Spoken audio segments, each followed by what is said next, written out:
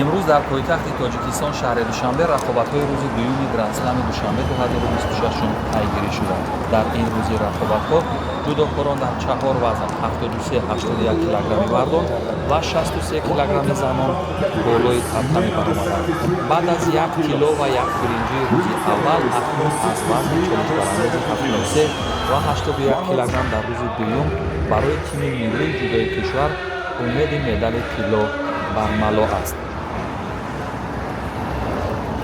субҳи имрӯз қабл аз вуруд ба макони баргузорӣ дар меҳмонхонаи Кангурд ба баъзе аз мураббиён ва ҷудокорон ҳамсуҳбат шудем.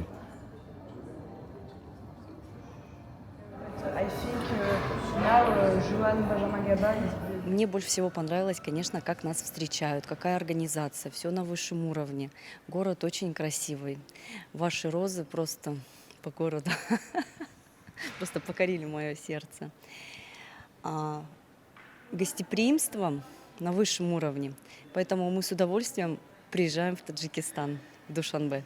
Да, ну сам Гранд-шлем Душанбе проводится на высшем уровне, на высшем мировом уровне.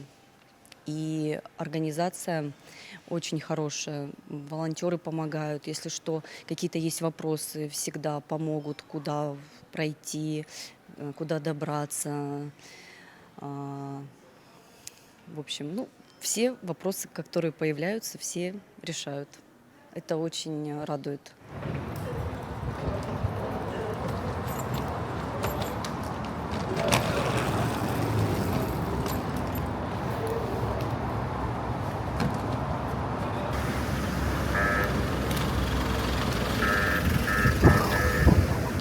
Я была в прошлом году, мы уже были, знаем эту, и видели уже по Инстаграму, по командам, которые уже здесь вчера участвовали.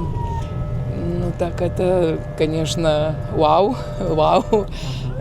Очень много людей, они собираются даже до соревнования, начала, там час, а все уже сидят и поддерживают, ждут своих спортсменов.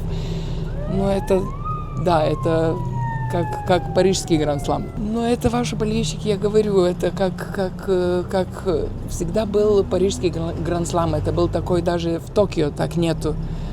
Как бы японская культура, японское дзюдо, это японские традиции. И парижские, это все равно было это. Но сейчас вот это, что мы видим, что это бывает, вот экран, там собираются люди, они во дворе, и там все места заняты, все поддерживают, все ждут, но это что-то такое. Это точно, не знаю, наверное, number one ваши болельщики.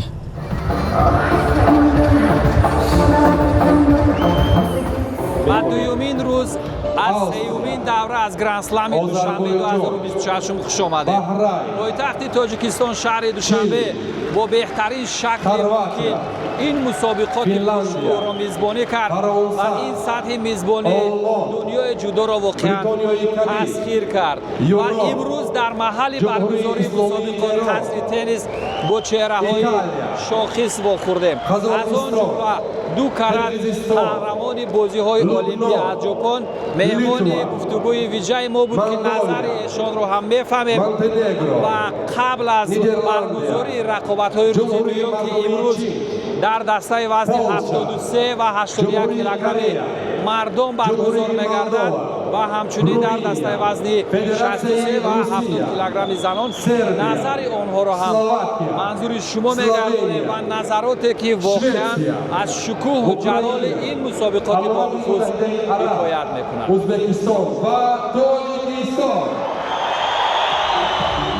ҳамчунин қабл аз шурӯъи рақобатҳои рӯзи дуюм бо устураи ҷудои ҷопон қаҳрамони бозиҳои олимпӣ, 2 карат қаҳрамони бозиҳои осиёӣ ва 3 карат қаҳрамони ҷаҳон Косей Инуэ вохӯрдем ки ин мусоҳиба рӯи пардаи тасвири мо омад. از حضور در دوشنبه پایتخت тоҷикистон хеле хушҳолам. Бо ифтихор ва итминон бояд бигӯям, ки ин рӯз дуюмин ватани ҷудо маҳсуб хоҳад шуд. Бо ин сатҳи пешрафт ва рушди ҷудо дар Тоҷикистон, оилаи ҷудои ҷавонӣ ба вижа мо хушҳолем. Масъулияти бузургтар акнун душанбе мусобиқаи бонуфуз мастерсҳо низ мизбонӣ хоҳад кард, ки рӯйдоди муҳим умед дорам бо ҳамин шакли мизбонии боло одилтар ва хотирмонтар хоҳад буд. Yes. Thank you very much. Good luck.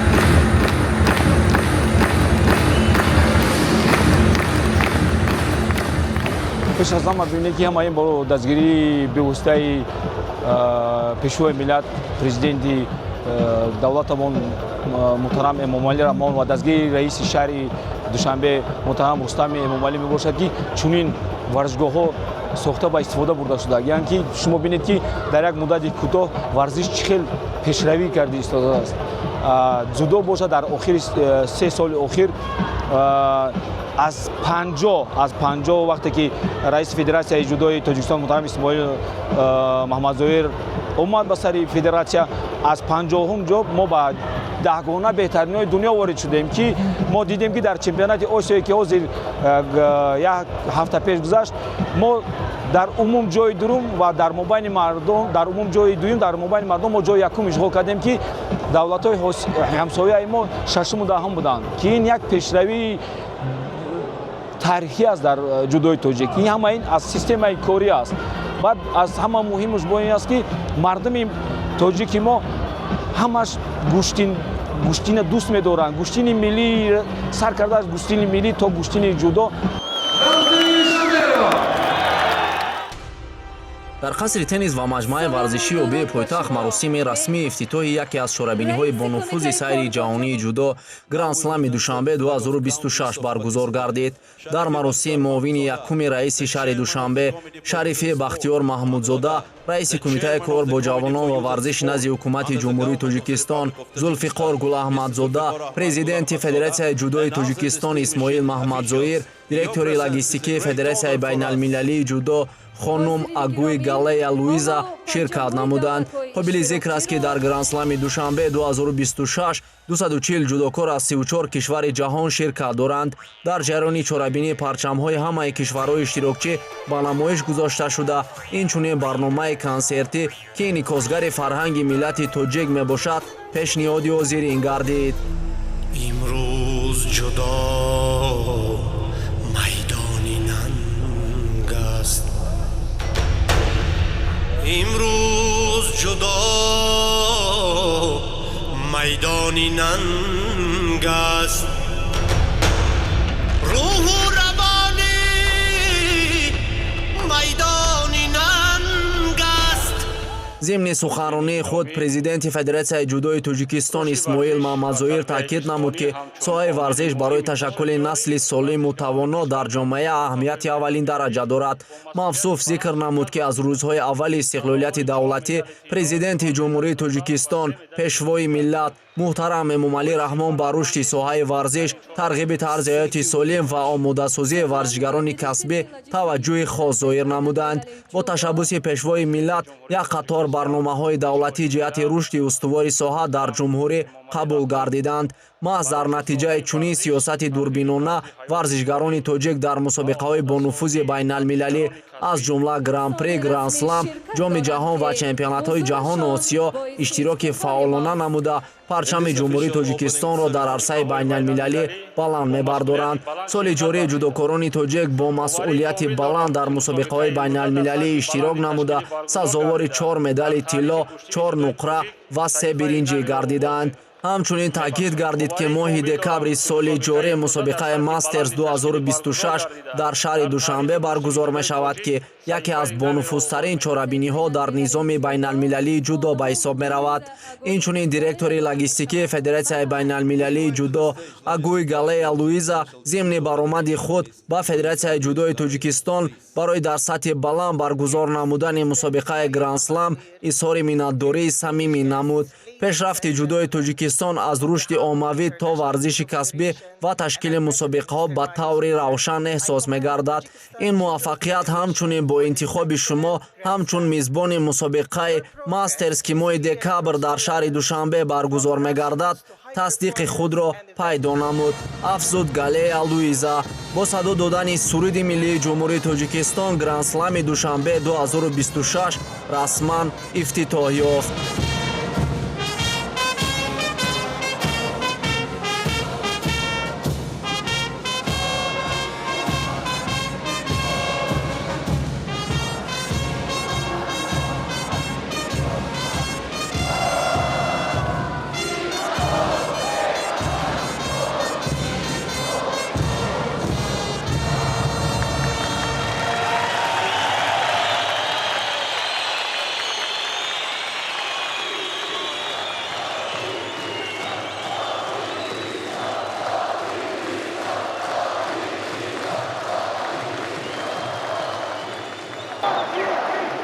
این گونه شور و هیجان و تشویق ویژه دارد. پس از مراسم کشوده شوی سیومین دوره از میزبانی والای گرند سلم جودو در پایتخت تاجیکستان شهر دوشنبه و همکنون سرود یا گیمن ویژه فدراسیون جهانی جودو صدا می‌دهد و پس از آن رقابت‌های مرحله نهایی صورت می‌گیرد، جایی که دو تن از جودوکاران شناخته تاجیک برای مدال طلا می‌جنگند و دو نفر آنها برای مدال برنجی. инак рақобатҳои ниҳоии рӯзи дуюм шурӯъ шуданд. паҳлавони шӯлавари мезбон ки чанд ҳафта қабл аз қаҳрамонии осиё бо қудратнамоӣ бозгаштанд, пеши чашми ҳазорон мухлиси ашадии ҷудо хуш дурахшиданд. дар ин рӯз ду тиллои дигар ба номи тими ҷудои тоҷикистон сабт шуд. муҳиддин асадуллоев бо ин зидди ҳамлаи ғофилгиркунанда ҳамовардаш Карен Галстян аз Россияро мағлуб кард ва тиллои худро аз дасти раиси Федерасияи ҷудои Тоҷикистон Исмоил Маҳмадзоир дарёфт кард.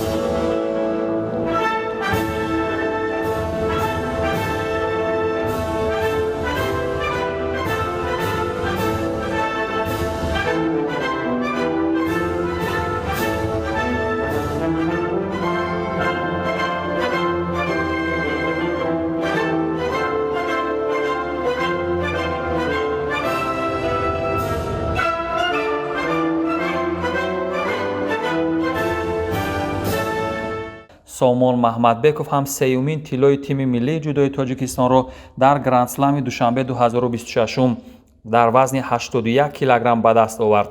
тиллои Somонро муовини раиси шаҳри Душанбе Бахтиёр Шарифӣ тақдим намуд.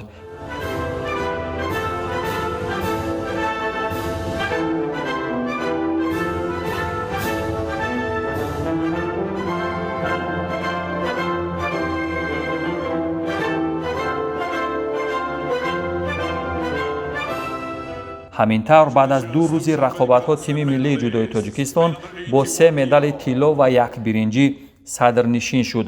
Муғулистон бо 2 тилло, 2 нуқра ва 1 биринҷӣ дар зинаи дуюм ва тими Федерасияи Россия бо 2 тилло, 1 нуқра ва 4 биринҷӣ дар зинаи сеюм аст.